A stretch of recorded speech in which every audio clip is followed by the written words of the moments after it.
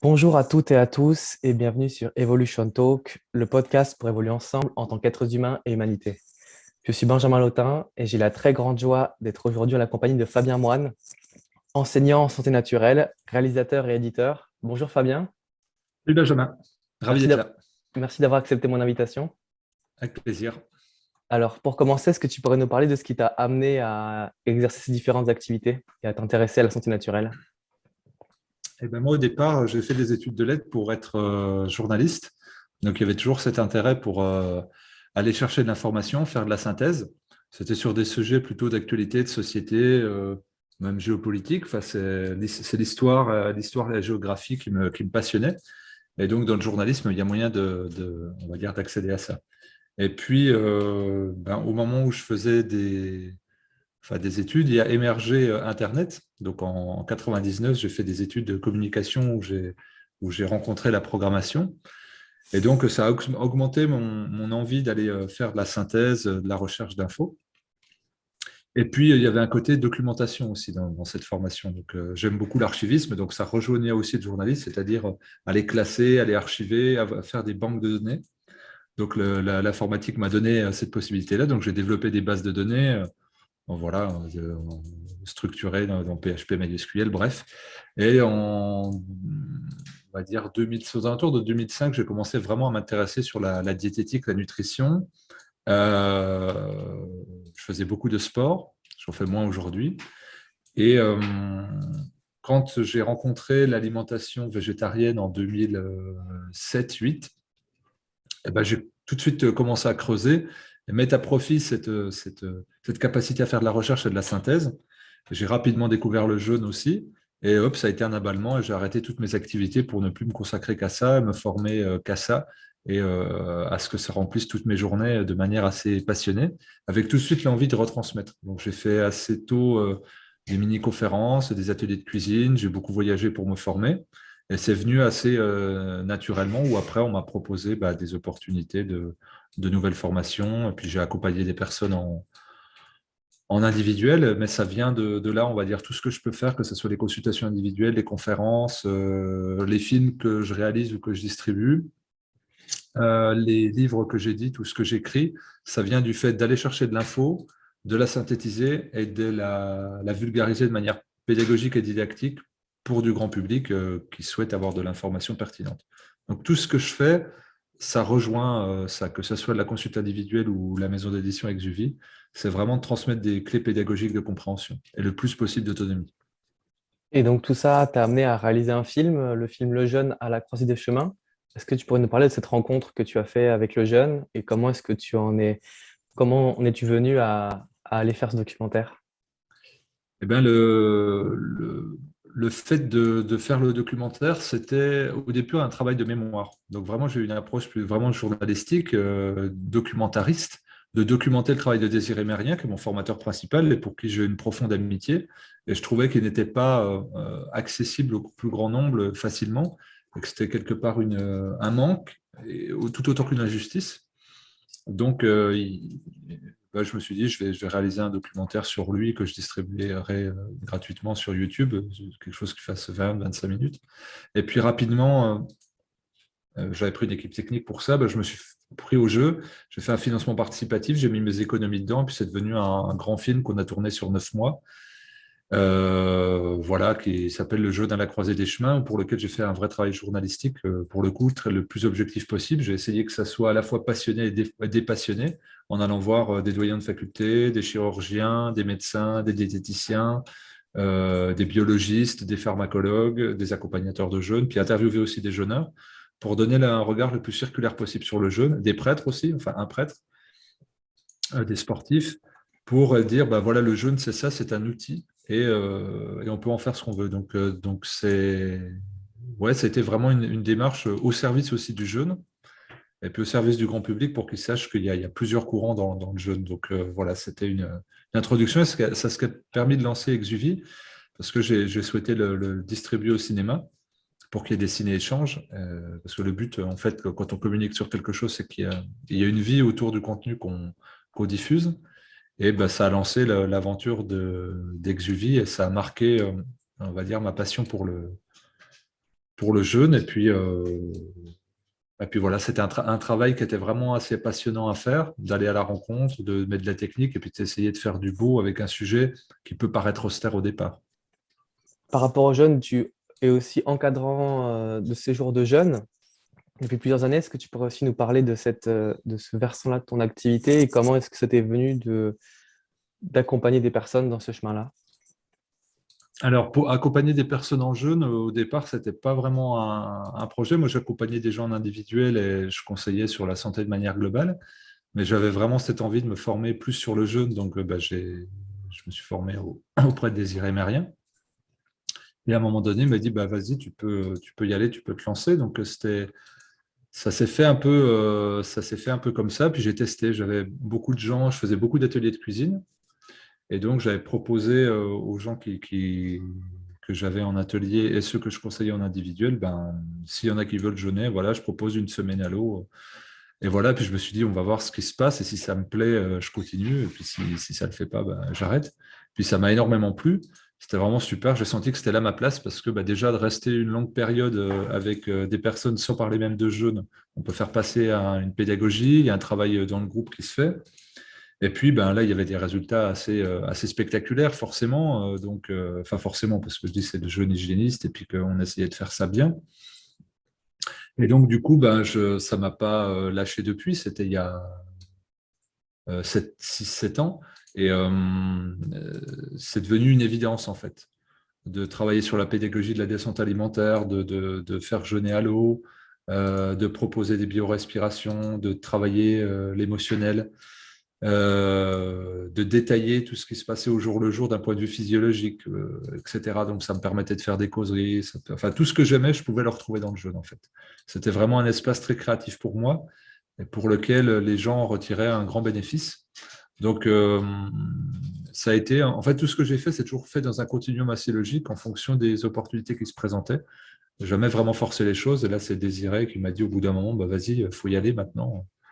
Donc, j'ai fait, et ça m'a vraiment, ouais, c'était vraiment évident.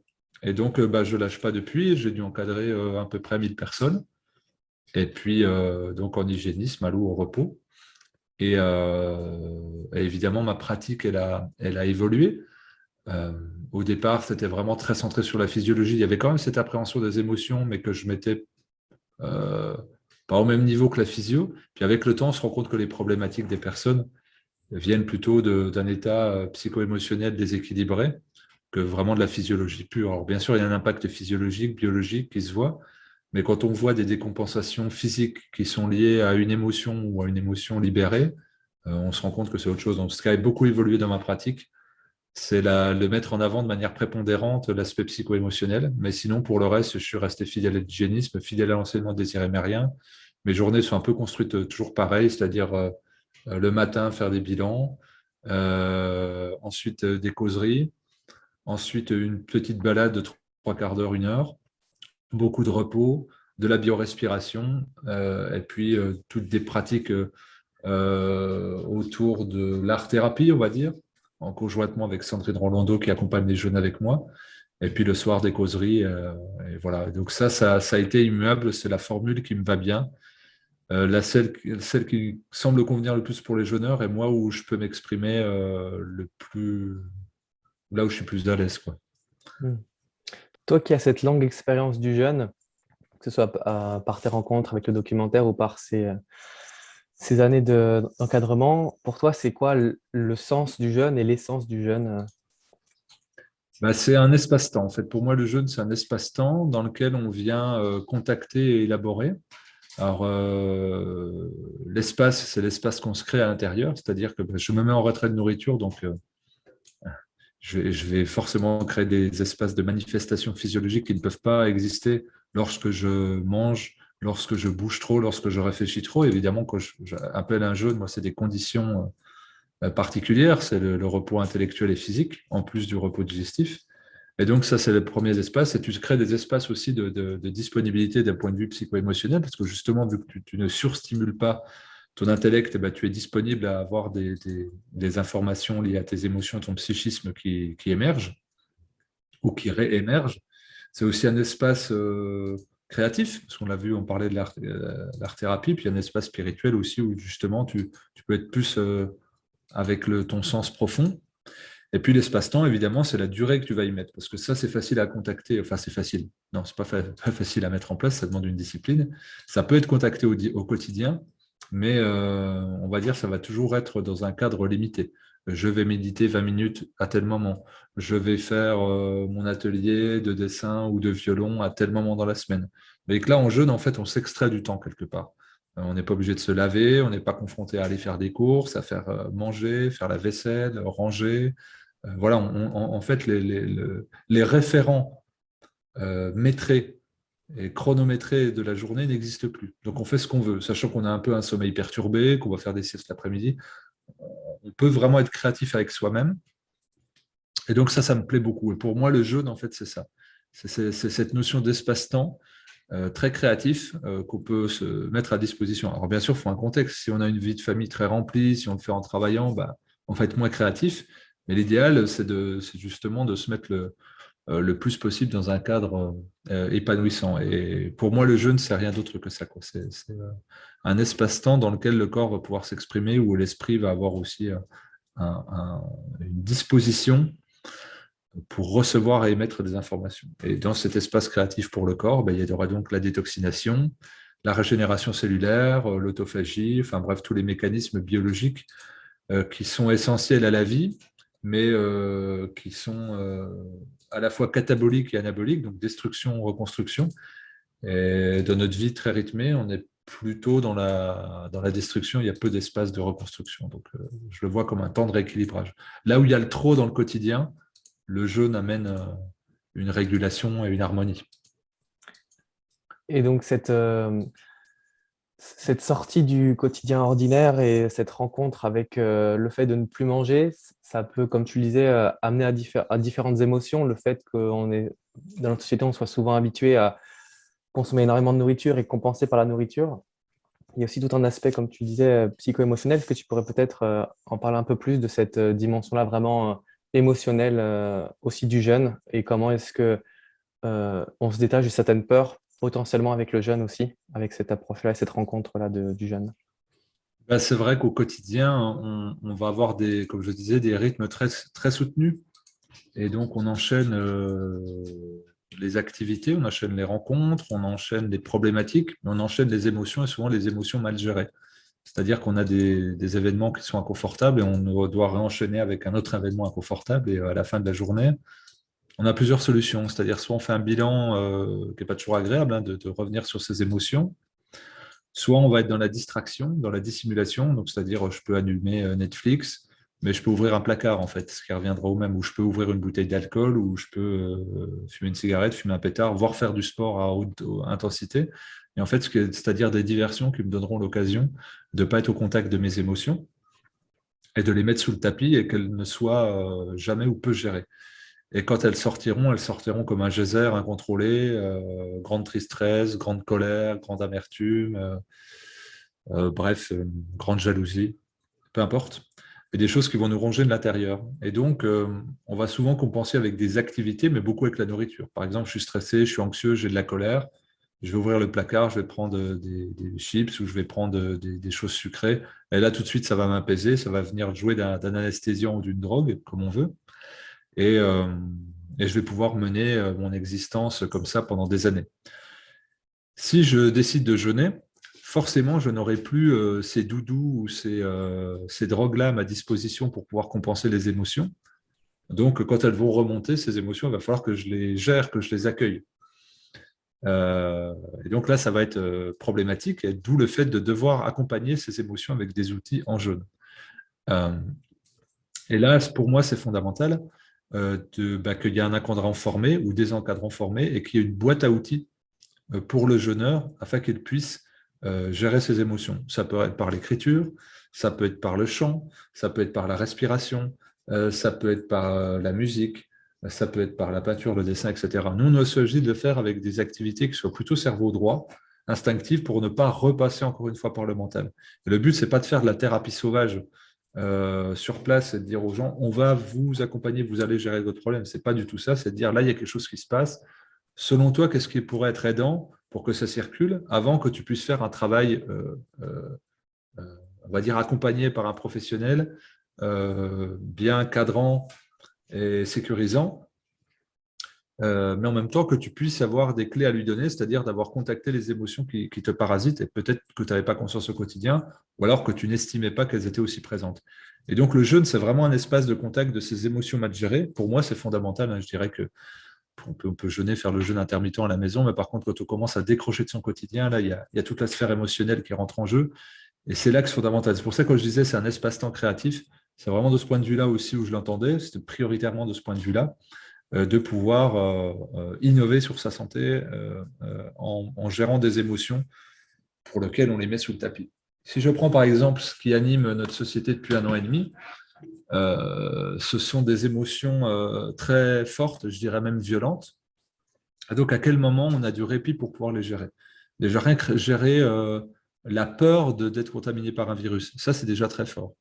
La peur répétée dans les médias, enfin, je veux dire quelque chose qui va nous faire peur qui est répété dans les médias. Ensuite, être confiné, ne pas savoir combien de temps, avoir des couvre-feux. Enfin, c'est presque un climat, entre guillemets, de guerre, puisqu'on nous a dit qu'on faisait une guerre contre un virus. Donc, en nous, ça déclenche beaucoup d'émotions, beaucoup de travail, euh, de réflexion, mais à quel moment on a le temps de les gérer? Première vague, deuxième vague, troisième vague, quatrième vague, cinquième vague, on parle de sixième vague.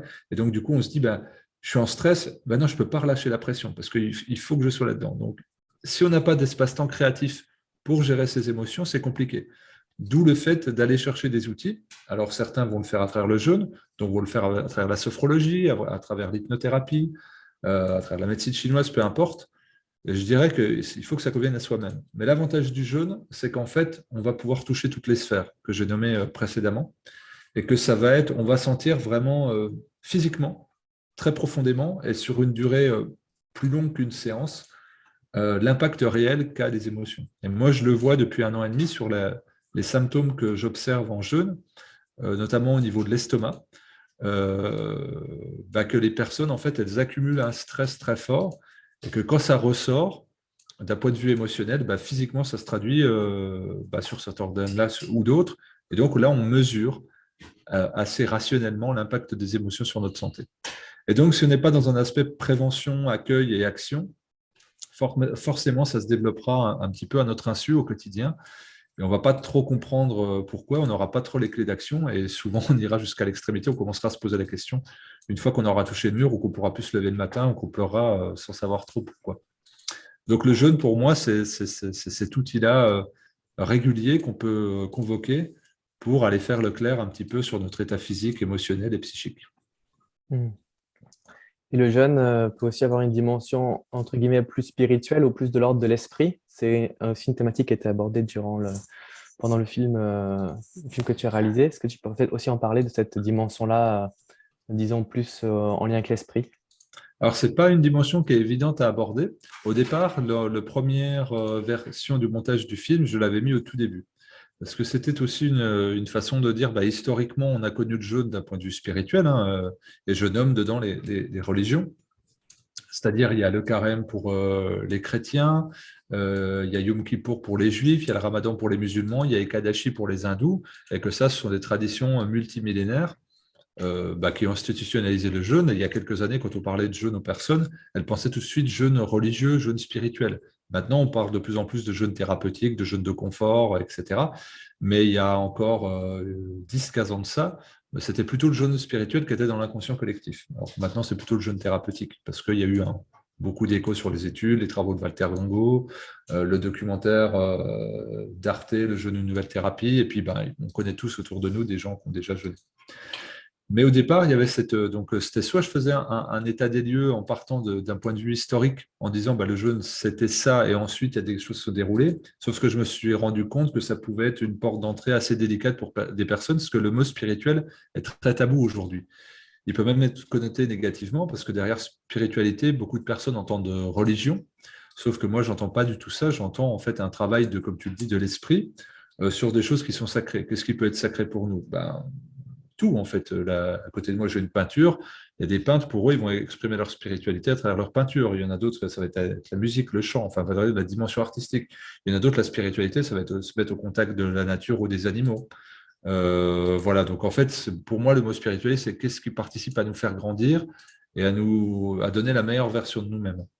Et donc, quand on est en jeûne, on contacte ça. On contacte ces besoins-là, souvent pas assez ou inexprimés au quotidien, et on a des envies, on a des élans. On est plus fin, on est plus subtil parce qu'on est moins dans la densité de la matière. C'est pour ça que tous les praticiens de méditation ou les adeptes de certaines religions jeûnent parce qu'ils sentent qu'il y a une différence qui se fait au niveau du corps, qu'on est plus dans la subtilité et dans le ressenti que dans le matérialisme pur.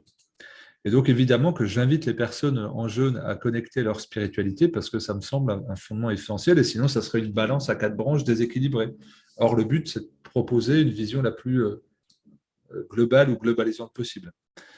Et donc, j'ai choisi de finir le documentaire par Jean-Luc Souffeton, un prêtre du diocèse de Besançon qui accompagne des jeunes, lui, depuis une vingtaine d'années, qui a accompagné des milliers de jeûneurs.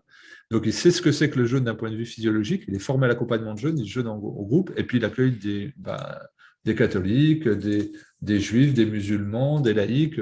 Il s'en fout, en fait. Et pour lui, la spiritualité, c'est se mettre en ascèse, en état méditatif, de faire de la création artistique et d'être dans le beau. Et c'est ça que je voulais passer. C'est pour ça que je ne voyais que lui pour l'interviewer. C'est ce que je dis en voix off, parce qu'il a cette dimension œcuménique de la spiritualité. Et ça m'a plu. Et ça me paraissait impensable de ne pas traiter du jeûne sans parler de cet aspect spirituel qui est si fort dans la pratique du jeûne. Et pas seulement d'un point de vue historique. Hmm. Et tu mentionnes à l'instant la notion de jeûne thérapeutique, jeûne de confort. Il y a différents types de jeûnes. Est-ce que tu pourrais nous parler un petit peu de ces approches-là et de ta vision à ce sujet? Alors, en effet, il y a plusieurs façons de jeûner. Alors, on peut jeûner en activité ou au repos. Alors, si on jeûne en activité, on peut faire de la marche, on peut continuer à travailler. Et puis, on est dans une vision plutôt mécanique et matérialiste du jeûne. C'est-à-dire, il y a un repos du système digestif, il y a des processus qui vont se déclencher au niveau digestif. Ça ne va pas trop travailler au niveau du système éliminatif parce que il faut beaucoup de ressources nerveuses et d'énergie vitale pour détoxifier. Or là, elles vont être mises à profit de l'activité motrice du corps, donc c'est-à-dire bouger les membres, et puis d'un autre côté, réfléchir aussi. Et puis, si on a des stimulations, par exemple, comme faire des lavements, faire des saunas, faire des hammams, on devra gérer beaucoup d'énergie pour tolérer et s'adapter à ces stimulations externes. Donc ça, je ne suis pas vraiment partisan de ce jeu-là à titre personnel dans ma pratique et dans mon encadrement. Mon but, c'est d'économiser l'énergie au maximum pour remonter l'énergie nerveuse afin qu'elle puisse être mise à profit pour les processus de détoxination, d'élimination, de détoxication, de régénération cellulaire. Et donc ça, plus on se repose, plus ça se produit, plus ça se manifeste. Et donc, moins on est intrusif et plus le corps aussi s'autorégule. Si c'est l'autogestion du corps, on ne peut pas dire autogestion et interventionnisme de l'autre. Donc, moi, ce que je pratique, c'est un jeûne hygiéniste. Je suis dans la lignée de l'hygiénisme de Désiré Mérien, notamment, et de tous les grands encadrants de jeûne et pédagogues du jeûne qui l'ont précédé, tels que Albert Mosseri, Herbert Shelton, pour ne citer qu'eux. Et c'est ça qui me plaît. Et c'est là où je vois le plus de résultats et c'est ce qui permet à l'individu d'être seul avec lui-même. Si je lui propose des distractions, qu'elles puissent être utiles ou futiles, subjectivement, je ne vais pas le laisser avec son jeûne. Je vais encore lui dire, je pense que c'est ça qui est bon pour toi. Or, dans le fait de lui laisser le repos, s'il veut aller marcher, il va aller marcher. S'il veut se reposer, il va se reposer. S'il veut s'isoler dans sa chambre, il le fera. S'il veut être avec le groupe, il pourra parler. S'il veut faire un atelier pour gérer ses émotions aussi. Voilà. Donc, c'est plutôt, moi, la liberté. Le jeûne, pour moi, c'est le moment de liberté le plus possible. Et c'est de laisser cet inconfort, parce que c'est vrai qu'avoir des repères dans la journée, c'est rassurant. Or, le but, pour moi, c'est sortir de tout contexte pour refragmenter sur l'essentiel. Pour qu'ensuite, après le jeûne, en ayant contacté ces essentiels, eh bien, on se dise, il manque ça dans ma vie, et ça, c'est en trop dans ma vie, et ça, c'est inutile, et ça, c'est indispensable. Et on recadre son hygiène de vie. Il y a vraiment cette notion dans le jeûne hygiéniste de pédagogie, de dire que c'est une étape transitoire vers quelque chose de mieux après. Pas simplement une activité consommée qui soit 3, 5, 7, 10, 12, 15 jours. Il doit y avoir une rupture. Ce qui t'a amené à jeûner, c'est un déséquilibre. Ce déséquilibre, on ne le régule pas seulement pendant le jeûne, parce que sinon on viendrait consommer du jeûne, on va le réguler après le jeûne aussi, en ayant compris les causes fondamentales qui ont provoqué ces déséquilibres. Hmm. Et donc, ce genre d'approche permet d'avoir, tu parlais un petit peu avant de résultats. Est-ce que tu pourrais nous parler de ce qui t'a marqué, que ce soit dans ton expérience personnelle vécue du jeûne ou que ce soit dans l'accompagnement, de ce que tu as pu observer qui t'a marqué dans un sens comme dans l'autre? Moi, ce que j'ai observé à titre personnel, c'est des petits calculs au niveau des reins. Ce que j'ai vu aussi, c'est des douleurs inflammatoires chroniques, s'évanouir, des tensions digestives, notamment au niveau du foie, des douleurs dorsales, des actions rapides antalgiques sur des fractures, de fatigue, euh, une cicatrisation plus efficace. Enfin bref, ça a été à plein de niveaux. Après, je n'avais pas de gros soucis. Donc, moi, je n'ai pas vu sur moi. Par contre, je voyais mon énergie qui augmentait, mon potentiel adaptatif, mon immunité, bref.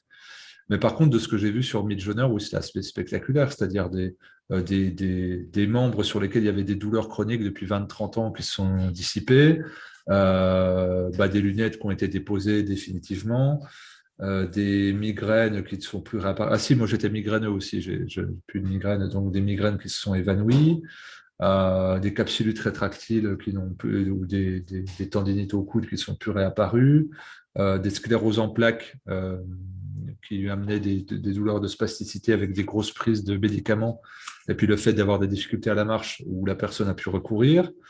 Plein de pathologies digestives, j'essaie de faire le tour, puis beaucoup de libération aussi émotionnelle, puis des prises de conscience. Voilà, ça a touché un petit peu toutes les sphères, toutes les sphères. Bon, ça fait un peu ça fait un peu marchand de foire de dire ça, mais c'est ce que j'ai observé. Évidemment, sur 1000 personnes, on voit beaucoup, beaucoup de choses. Euh, mais c'est surtout, ce qui est le plus marquant, c'est quand les gens te disent, ça fait 20 ou 30 ans que j'essaye d'agir dessus, je fais de la naturopathie, je fais du kiné, je fais de l'ostéo, et que la personne ne fasse rien pendant une semaine, puis elle reparte sans douleur, là, tu dis, il y a quand même quelque chose qui est... C'est interpellant, quoi. Alors, les gens vont dire, moi j'y crois pas, je dis, on s'en fout, c'est tu sais ou tu sais pas, en fait. Et donc, quand tu observes, tu ne peux que remettre en question. Donc, la personne, tu sais qu'elle a une prise en charge très active au niveau d'un problème, elle ne fait rien, et ça se résout. Et là, c'est assez magnifique, et ça, je l'ai vu évidemment des centaines et des centaines de fois, quoi. Des acouphènes, beaucoup de choses, quoi. Beaucoup, beaucoup, beaucoup de choses. Hmm. En fait, c'est vraiment laisser le corps faire et puis réguler ce qu'il a régulé. Il y a tout un contexte aussi avec le jeûne dont tu parles et donc il y a aussi une préparation et un après. Donc il y a un Mm. avant et un après un jeûne. Est-ce que tu pourrais aussi nous parler de cet avant-après, de l'importance de...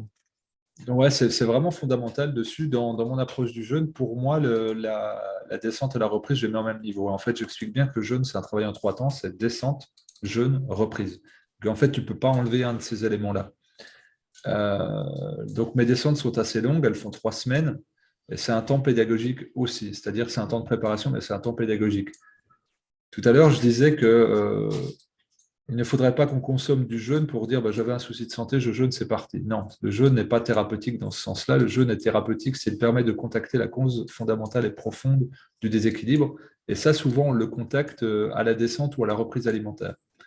Si j'ai des tensions, des douleurs abdominales ou des douleurs articulaires, je me rends compte qu'en notant les produits laitiers avec gluten, j'ai plus ça. Eh ben, c'est magnifique parce que à reprise alimentaire, je ne remettrai plus ces produits laitiers et ce gluten. Quoique me disent certaines études contradictoires ou controversées, parce qu'en fait, je l'ai vécu dans mon corps. Tandis que si je ne fais pas de descente alimentaire pendant le jeûne, je n'aurai plus de douleurs articulaires, mais je ne saurais pas de quoi ça vient. Et donc, à chaque fois que des douleurs articulaires qui vont revenir, je vais dire je vais jeûner, mais ça ne va rien m'apporter parce que tous les jours, je participerai à ma déconstruction. Donc ça, c'est vraiment important, c'est-à-dire que par la réduction, pas seulement calorique, mais élément par élément, je vais sentir physiologiquement dans mon corps l'impact que ces éléments ont véritablement. Ah ben, je ne pensais pas que le grignotage, ça m'alourdissait autant, et je ne pensais même pas que le grignotage, ça jouait autant sur mes émotions. En fait, quand je rentre du travail, que je grignote avec mes enfants, ben, c'est surtout pour apaiser ma journée de stress. Donc, je vais aussi contacter ça dans cette descente alimentaire. Et puis, ben, je vais voir que finalement, par exemple, l'alcool que je pensais gérer très bien, c'est compliqué pour moi parce que j'ai vraiment besoin de ça. Je vais contacter aussi le fait que finir sur une note sucrée, c'est fondamental. Je vais contacter que le petit-déj, en fait, ça joue un rôle pivot, ou que l'inverse, je peux facilement passer du petit déjeuner alors que j'avais une croyance comme quoi c'était indispensable et que si j'en prenais pas, je n'avais pas d'énergie. Donc, je vais contacter beaucoup d'informations qui vont m'aider à façonner mon hygiène de vie après le jeûne. Ensuite, sur l'après-jeûne, eh bien, évidemment, on peut ruiner ce jeûne avec une mauvaise reprise alimentaire, ça c'est clair. Le but, c'est justement de tirer parti de cette descente alimentaire et du jeûne pour redire je vais réinstituer un bon rythme pour mon corps et mon hygiène de vie globale dans la reprise. Mais je vais être tenté. Donc c'est un peu l'expérience du feu. Je vais être tenté par la société, je vais être tenté par les rayons en faisant des courses, je vais être tenté par la cuisine, par la famille, par les amis, etc. Donc il va falloir que je fasse preuve de maîtrise. Et là, ça va me montrer à quel point j'ai besoin encore de stabilité d'un point de vue émotionnel, mental, pour pouvoir, avec la bonne volonté, associer un rythme pour créer des ancrages, pour ne pas tomber dans ce qui m'a amené au déséquilibre. Donc pour moi, c'est vraiment 3 temps le jeûne. C'est descente alimentaire, jeûne en lui-même et reprise. Et par rapport justement à l'après-jeûne, donc tout le contexte hygiène de vie idéal, toi qui t'es aussi énormément penché sur les questions d'alimentation, euh, est-ce que tu pourrais parler de cette dimension-là, de la santé, et ta vision, toi, de l'alimentation et de la nutrition? J'ai toujours pas compris ce que l'homme devait manger. Par contre, j'ai des certitudes sur ce qu'il ne doit pas manger. Donc, mon rôle de pédagogue et d'accompagnateur et de conseiller, ça va se cantonner à vire ça de ton alimentation, c'est néfaste, et recontacte tes ressentis pour savoir ce que produit comme effet un aliment sur le corps. Je mange ça, j'ai mal au ventre. Je mange ça, le lendemain, j'ai des douleurs articulaires. Bon, tu sais que cet aliment, il n'est pas bon pour toi, quoi qu'on puisse t'en dire. Alors, soit il est mauvais d'un point de vue temporaire parce que tu as une intolérance, voire une allergie, soit il est mauvais parce qu'il est mauvais physiologiquement pour les humains, soit de ton morphotype, soit de ton espèce humaine. Voilà, c'est un peu ça mon parti. Et donc, évidemment, j'ai énormément lu, je me suis beaucoup formé, et puis il y a beaucoup de gens qui vantaient des modes alimentaires complètement paradoxaux en ayant les mêmes résultats. Donc, tu dis, il y a un souci. Il y a un souci, en fait. Et donc, ce que j'ai fait, vu que j'ai cette logique d'informaticien, j'ai fait un tableur Excel. J'avais préparé un livre là-dessus qui ne sortira jamais parce que ce n'est plus mon état d'esprit, mais où j'avais fait un tableur Excel en représentant toutes les catégories d'aliments d'un côté, en abscisse, puis en ordonnée les régimes alimentaires santé. J'en ai trié une douzaine, tac, tac, tac, tac. Et puis, je mettais des évaluations de représentation de ces catégories d'aliments dans les régimes, donc de 0 à 5. 0 étant pas représenté, 5 étant extrêmement représenté. Et je me suis dit, je ne vais pas voir les points d'opposition dans ces régimes, je vais voir les points de rassemblement. Et je me suis dit, en fait, je vais garder des aliments qui sont représentés dans ces 12 régimes qui paraissent paradoxaux et moi que je voyais du coup complémentaires. Et en fait, ça allait sur les fruits, les légumes, les petits poissons gras, les œufs, pas de grignotage, peu de calories, cru et cuit, beaucoup de saison. Et s'il y a consommation de viande, des viscères. Et donc, et puis, s'il y a consommation de produits laitiers, c'est des petits mammifères et crus. Je me suis dit, en fait, c'est déjà pas mal. Et quand je l'ai testé sur des personnes en consultation, je me suis dit, je prends peu de risques et il y a énormément d'effets. Donc, je fais là-dessus. Et après, je vais pouvoir m'adapter aux spécificités de la personne. Il y a des gens qui arrivent vers moi en me disant, je suis végétarien et je n'en bougerai pas. Et je peux bricoler. Ou j'adore la viande, je veux manger des produits animaux tous les jours, je peux m'adapter. Je fais beaucoup de sport, je peux m'adapter. Je fais beaucoup d'activités intellectuelles, peu de sport, je peux m'adapter. Je suis très musculeux, je fais de la musculation, je peux m'adapter. Et à partir de ce schéma-là. Et donc, du coup, ça me convient bien. Ce qui fait qu'aujourd'hui, en consultation, je passe extrêmement peu de temps sur l'alimentation. Avant, je pouvais passer 3/4 d'heure, 1 heure en conseil alimentaire. Aujourd'hui, ça va être franchement 10-12 minutes. C'est expédié. Alors, il y a aussi le fait que j'ai une chaîne YouTube et que du coup, je dis, on part du principe, est-ce que tu me fais confiance? La personne, généralement, elle te dit oui. Donc, tu lui dis, je te donne l'explication très rapide de pourquoi je te recommande ça, mais tu vas voir cette vidéo-là. Et si ça te parle, tu pratiques et on en reparle la prochaine fois. Donc, ça me permet de gagner du temps et je ne bombarde pas la tête des personnes avec de la diététique pour qu'elles en aient plein de ciboulots. Elles vont tranquilles sur la vidéo, elles mettent pause, elles font leur recherche si elles veulent pour recouper. Et ça se passe très bien comme ça. Et moi, ça me va parce que je ne veux pas que l'alimentation soit omnubilant. Ça représente déjà beaucoup dans notre vie. Là, on va le voir avec les fêtes de fin d'année. C'est un moment central. Hein. Ça représente un enjeu très fort de partager le repas. Et je ne voulais pas non plus qu'en consultation, prenne tout l'espace. Et je préfère dédier ce temps-là à l'émotionnel qui va bloquer la mise en place du schéma alimentaire. C'est-à-dire que la personne peut comprendre intellectuellement ce que tu lui dis, elle peut abonder dans ton sens, elle peut dire « Ok, ça me parle, c'est nickel ». Par contre, j'ai des compulsions alimentaires, je fais de l'hyperphagie. J'ai encore cette croyance qu'il faut manger des céréales le matin. Ou le moment de goûter avec mes enfants, c'est hyper important. Le repas familial, c'est essentiel et on mange ça traditionnellement. Et donc, ça, c'est tout un travail de fond qui doit être fait. Je préfère investir ma consultation sur l'alimentation, dans l'émotion de l'alimentation, plutôt que sur l'alimentation elle-même, qui va maintenant très, très vite. Parce que ce soit dans le domaine du jeûne ou de l'alimentation, on peut observer certaines rigidités ou certaines approches, disons, assez tranchées. Comment est-ce qu'entre guillemets, on s'y retrouve là-dedans, dans le sens où l'alimentation prend déjà beaucoup de place dans nos vies, comme tu le disais, avec différents, entre guillemets, interdits ou choses à bannir. Comment est-ce qu'on s'y retrouve pour quelqu'un qui débute là-dedans? Moi, j'invite évidemment ceux qui nous écoutent à découvrir ta chaîne YouTube où il y a beaucoup, beaucoup d'informations. Mais globalement, rapidement, comment faire dans cette jungle alimentaire? C'est vrai que ce n'est pas évident. Et de toute façon, il faut trouver une porte d'entrée opportuniste. C'est ce qui nous parle là. Moi, ça a été, j'étais végétarien, donc il y a eu un biais et un accès à travers cette porte-là. Et ensuite, on se confronte à des informations contradictoires dans ce qu'on recherche. On se dit, mince, du coup, là, je commence à tirer un fil, mais je croyais que ça allait être simple, mais c'est très long. En hygiénisme, on dit qu'il faut une dizaine d'années pour trouver son rythme alimentaire. Je suis assez raccord avec ça. C'est très long. Il faut expérimenter. Il faut accepter que ça prenne du temps. Il faut accepter l'erreur. Il ne faut pas se définir dans un rythme. Je ne suis pas paléo. Je ne suis pas végétarien. Je ne suis pas vegan. Je ne suis pas X ou Y chose parce que sinon, on va se définir et inconsciemment, on aura de la difficulté à sortir de ce cadre dans lequel on se sera mis, mais je dirais même enfermé.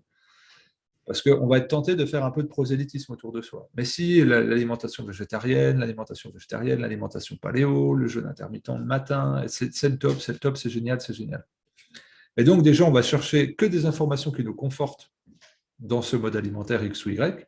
Et ensuite, on va véhiculer à travers notre assiette, qui sera observée par l'autre, des informations pour en faire un peu la promotion. Et donc, du coup, on va se restreindre et se définir. Pour moi, l'alimentation, ça doit être l'expérimentation de la liberté. Et vu que ça met du temps, et vu qu'on est en mouvement saisonnier, on est en mouvement géographique, là, tu me disais que tu étais dans une région, tu as déménagé, dans une autre, le climat ne va pas être exactement le même, la végétation, les aliments ne vont pas être exactement les mêmes, donc tu vas bouger dans ton alimentation. Pour peu que tu ailles cet hiver, dans un pays tropical, moi, par exemple, peut-être que je vais aller en Guadeloupe, parce que je vais beaucoup en Guadeloupe enseigner, puis là, je vais finir mon documentaire. Évidemment, je ne vais pas manger comme je mange dans le Jura. Là, il fait des températures négatives dans le Jura.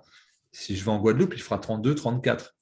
Bon, je vais prendre 35, 40 degrés d'amplitude. Donc, mon corps ne sera pas le même.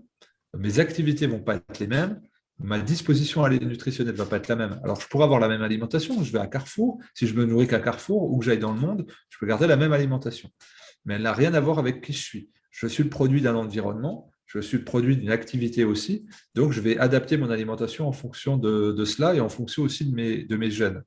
Nous n'avons pas la même origine, toi et moi. Nos gènes ne s'expriment pas de la même manière. Nous n'avons sans doute pas le même quotidien. Donc, il est impensable que nous n'ayons pas une alimentation différente. C'est logique. Donc, souvent, quand il y a des personnes qui me conseillent au niveau alimentaire, je leur dis l'origine de ton papa, l'origine de ta maman. OK, avec ça, parce qu'aujourd'hui, il y a beaucoup de mixité culturelle et ethnique. Mais donc, du coup, il faut en tenir compte, parce que dans nos gènes, nous intégrons aussi la tolérance nutritionnelle et alimentaire de nos ancêtres, qui doit être prise en compte. Par exemple, quelqu'un qui est asiatique ou dans son ascendance génétique, il n'y a jamais eu de produits laitiers, eh ben, si on lui dit, comme en France, 4 produits laitiers par jour, va rien comprendre. Hein. Au niveau hormonal et au niveau digestif, ça va partir dans tous les sens. Donc, c'est de dire, oui, la recommandation du PNNS, c'est ça, mais c'est du réductionnisme total, je dirais, de lobby, vulgaire et grossier, qui ne conviennent pas du tout à ta personne. Il faut que tu ailles creuser. Et là, ça demande une pratique, une investigation avec quelqu'un qui a de la connaissance et qui s'intéresse à la notion de terrain et qui t'estime toi en tant qu'individu dans sa globalité, pas seulement en tant qu'humain quelconque. Donc, pour moi, c'est toutes ces facettes-là et bien d'autres avec le champ émotionnel qu'il faut prendre en compte. Hmm. Et donc, toi, quelle est ta vision de la santé et de l'hygiène de vie globalement, parmi tout ce qu'on a évoqué La santé, pour moi, c'est se mettre dans les meilleures dispositions pour répondre aux attentes de notre esprit. C'est-à-dire que j'ai des aspirations, donc on va dire au niveau de l'esprit, donc spirituel, c'est ça qui va me rendre heureux, si j'arrive à les accomplir. Qu'est-ce qui va me permettre de les accomplir? Mon corps, qui est un peu un vaisseau, un outil de réalisation. Si je ne mets pas ce corps dans les meilleures dispositions, je ne vais pas être heureux.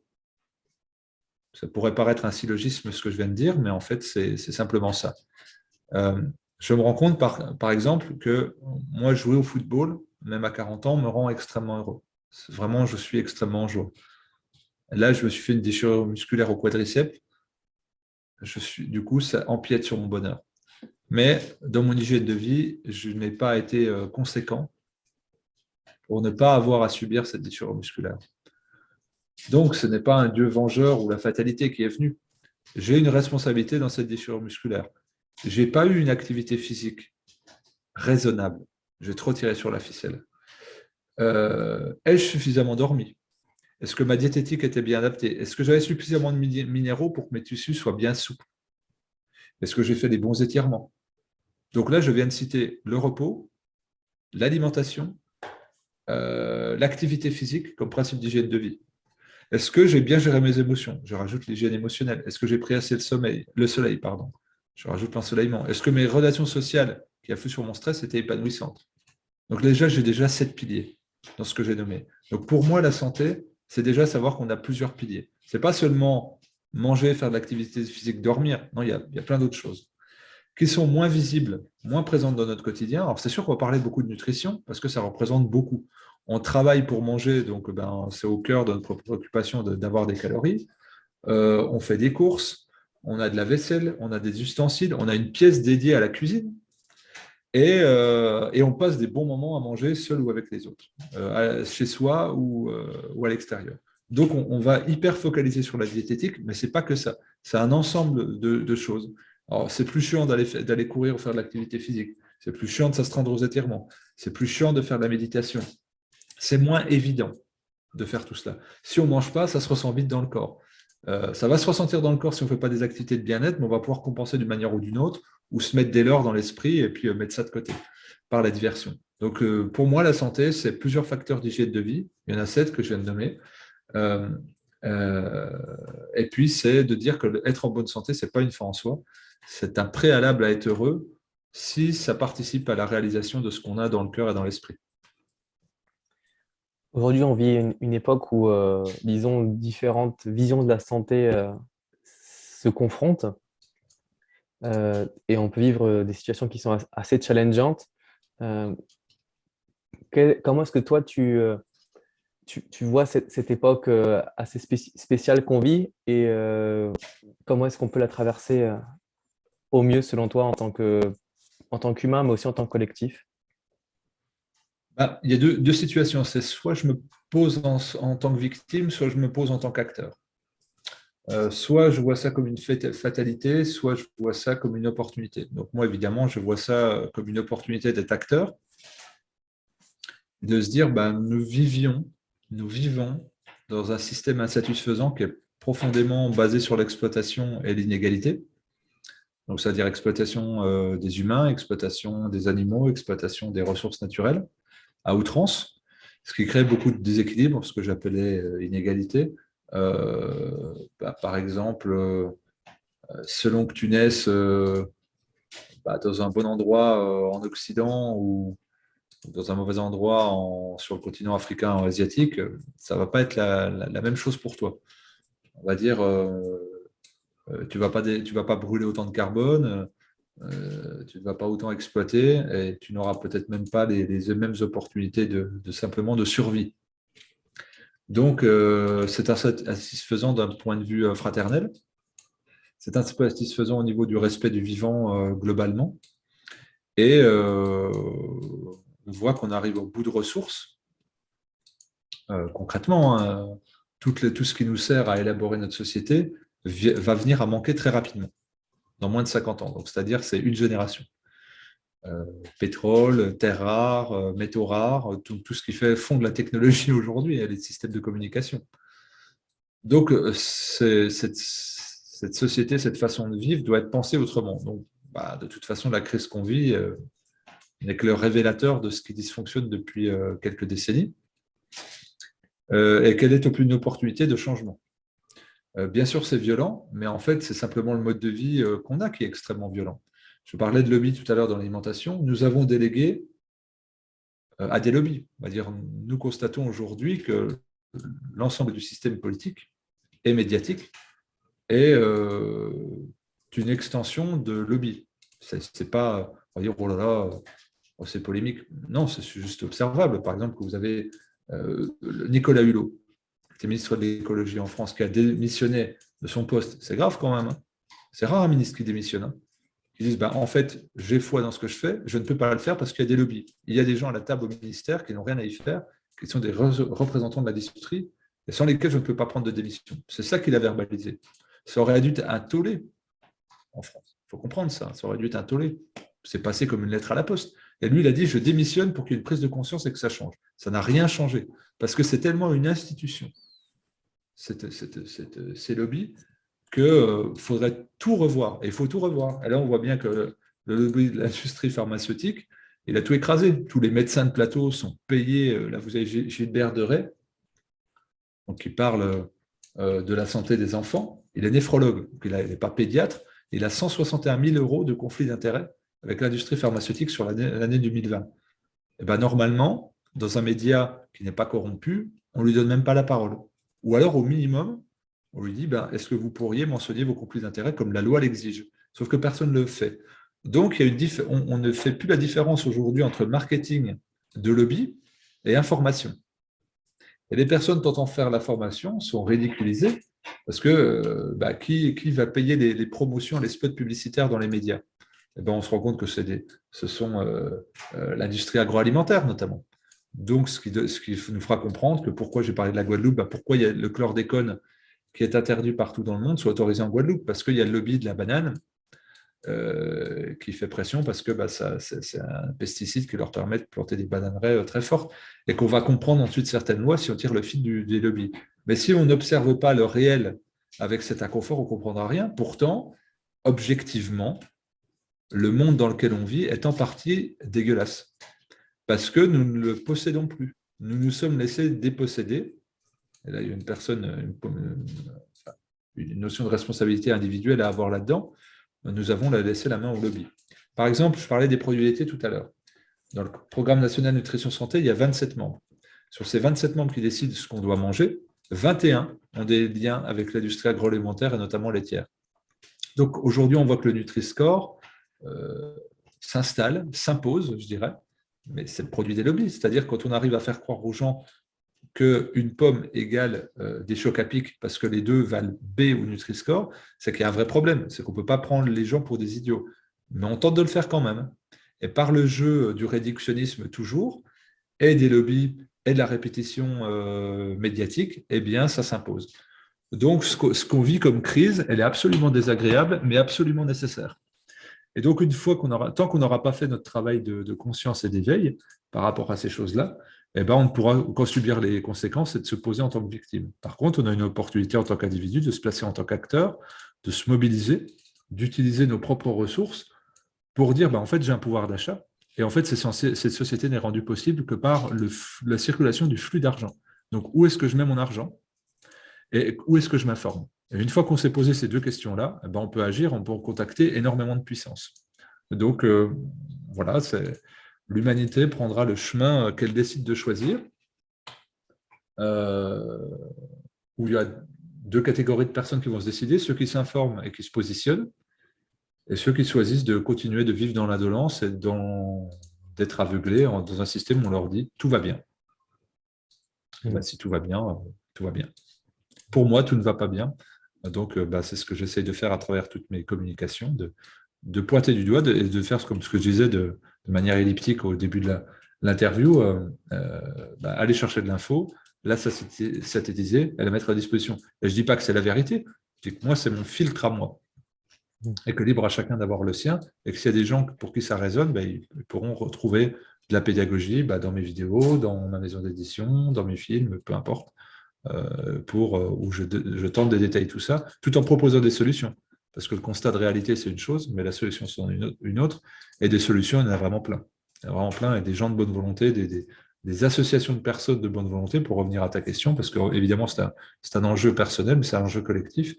Et évidemment, on doit se mobiliser avec les personnes de bonne volonté et de bon sens, on va dire, qui se retrouvent dans nos aspirations. Et je pense que ce sera des micro-sociétés ainsi élaborées qui vont germer et qui sont déjà en train de germer, en fait.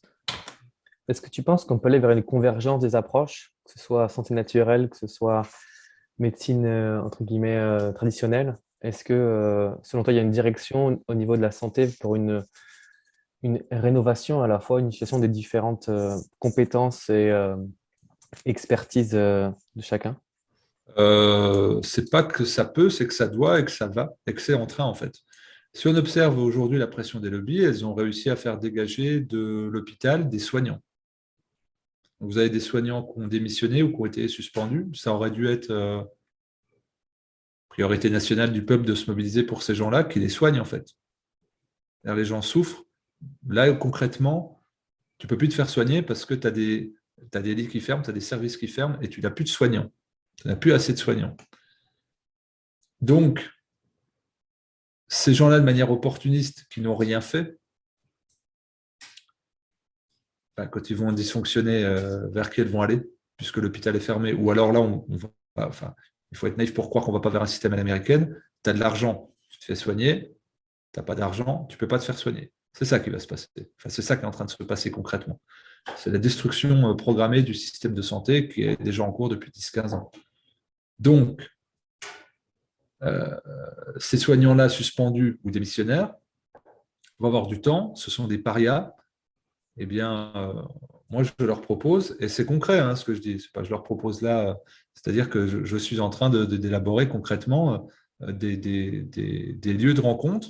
Je lance une émission mardi prochain, là, le 21, sur la santé intégrative, où je ferai échanger des chirurgiens, des cardiologues, des médecins chinois, des praticiens ayurvédas, des naturopathes, des homéopathes, des médecins généralistes, pour dire voilà une problématique de santé. Comment vous agissez en tant que praticien avec votre pratique? Première chose. Deuxième chose, comment on peut mutualiser nos connaissances et nos actions pour être efficace sur le terrain de la personne. Et donc, pour moi, la médecine de demain, ça va être celle-là. Alors, il y en aura deux, c'est toujours dual, en fait. Il y aura la médecine de labo, de lobby, de fric, pour vendre à celui qui aura de l'argent, et il y aura la médecine de terrain pour ce que j'appelle la médecine populaire humaniste. Et on va aller là-dedans, et moi, toute mon énergie, je la mets là-dedans. Tout ce que je vais faire sera tourné là-dessus. Tout ce que je vais faire. Et je suis persuadé que ça va fonctionner. Et voilà, et on va le faire. Et on va vraiment le faire et les gens vont comprendre qu'ils sont aussi acteurs de leur santé, qu'ils n'ont pas à attendre d'une blouse blanche, qu'ils n'ont pas à attendre un diagnostic, qu'ils peuvent faire de la prévention et qu'ils peuvent même faire de l'action. Quand ils ont une bonne équipe pédagogique et de prise en charge autour d'eux, avec à la fois des gens qui sont scientifiques et d'autres qui sont empiriques et intuitifs, eh ben, ça va faire une médecine incroyable. Et je suis très heureux d'être à cette époque pour voir naître ça, parce que c'est ce que je fais depuis une douzaine d'années. Donc,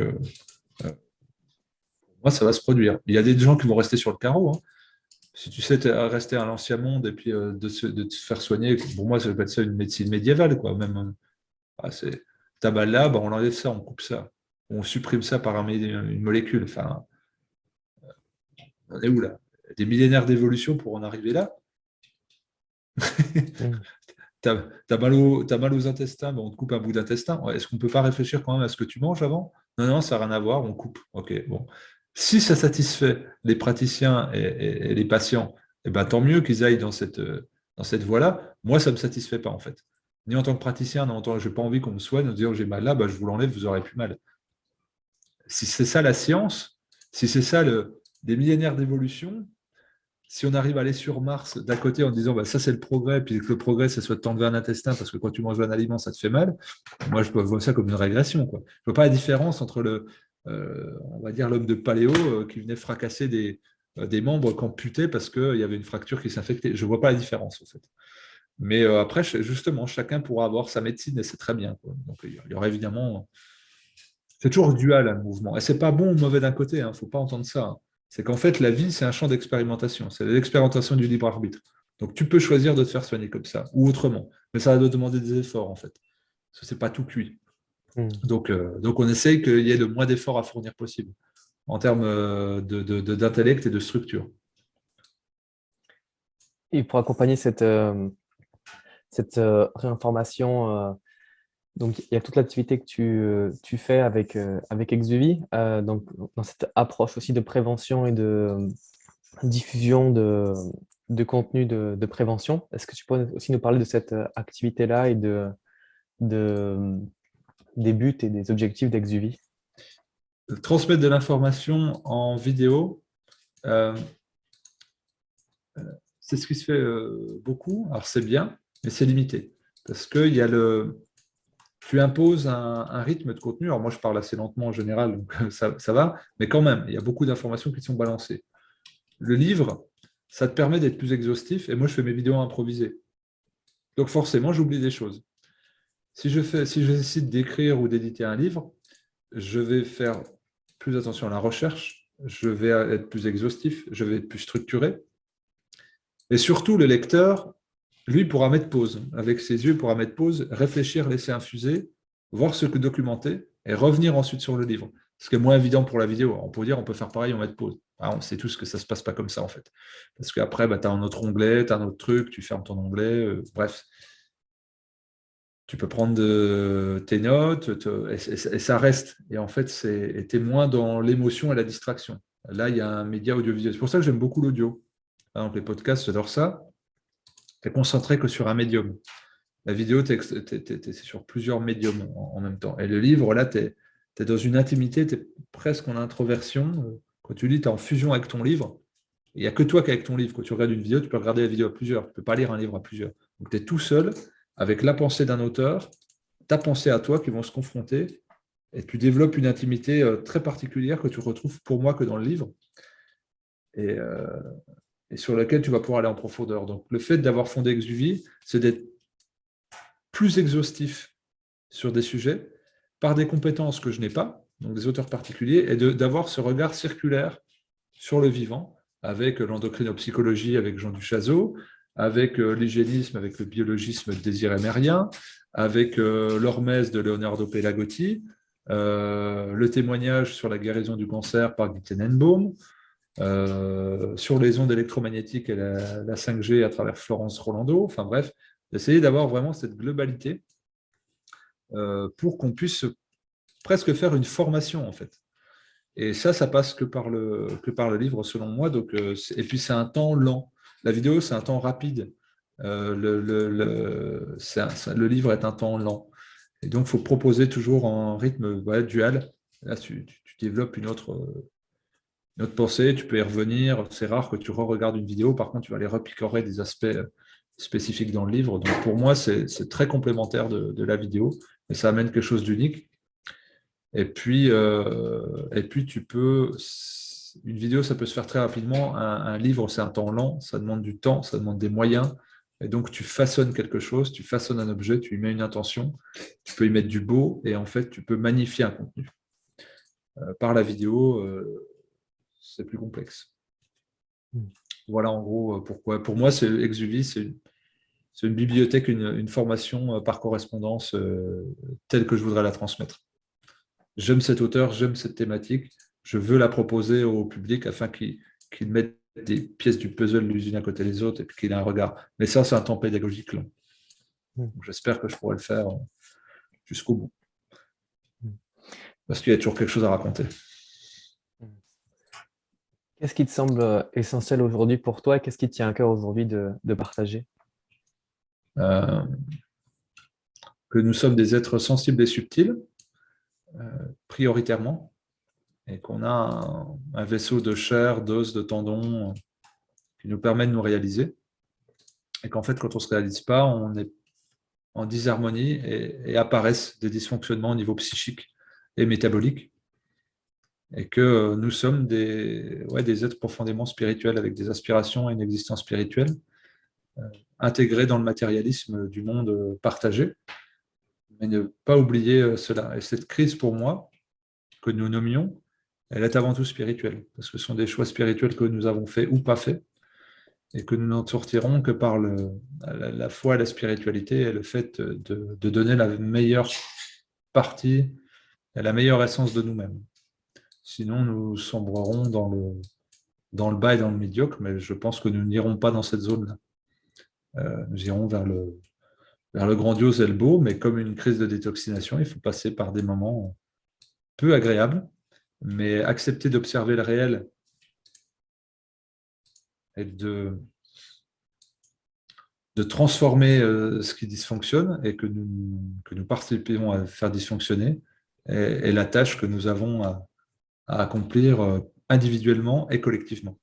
Voilà, c'est ça qui vient en ce moment et c'est ça qui m'anime en ce moment. Merci beaucoup. On arrive à la fin du podcast. Je vais te poser la question rituelle pour terminer. Si tu avais un dernier message à transmettre à l'humanité, comme une bouteille à la mer, quel serait ce message? N'oublions pas qui nous sommes. Et l'humanité, c'est quoi? C'est notre avenir. Intégrer le fait que ce soit représenté par nos enfants, notre avenir. Qu'est-on en train de faire aux enfants aujourd'hui? Et dans quel état se trouvent nos enfants aujourd'hui? C'est juste une question. Ce que j'ai envie de laisser, c'est ça. Dans quel état se trouvent nos enfants aujourd'hui? Parce que l'avenir de l'humanité, c'est ça. Ce sont ces enfants-là. Donc, qu'est-ce qu'on leur propose? Qu'est-ce qu'ils vivent? Est-ce qu'ils sont heureux? Est-ce qu'ils sont dans l'harmonie? Est-ce qu'ils sont dans la joie? Voilà. C'est cette question-là que je laisse en suspens à toutes les personnes qui ont des enfants autour d'eux ou qui peuvent être parents. Et c'est la seule chose qui devrait nous animer. On observe les animaux, ils sont figés sur leur progéniture. Là, j'étais pas loin de sangliers, pas vers chez moi. La mère grogne quand on approche ses petits. L'oie hurle quand il y a des petits et qu'on approche à moins de 10 mètres. Certains humains, beaucoup trop d'humains, laissent s'approcher de dangereuses aiguilles vers leurs enfants. Est-ce qu'on est encore relié à qui on est? Ouais, c'est ça ma question. Qu'est-ce qu'on est en train de faire de l'avenir? Merci beaucoup pour cette conclusion. J'invite ceux qui nous écoutent à aller dans la description pour trouver les différents canaux de communication de Fabien ainsi que les différents liens vers Exuvie et tes différentes œuvres. Dans la description, vous trouverez également des liens pour soutenir le podcast et participer à la plantation de forêts comestibles, forêts nourricières. Vous pouvez faire un don pour permettre la plantation d'arbres fruitiers dans l'idée de ce projet-là. Merci encore, Fabien. Merci beaucoup à toi, c'était très agréable comme échange. Et puis, super initiative de planter des arbres. Il faut planter des arbres. Merci beaucoup et à bientôt pour un prochain podcast. À très vite.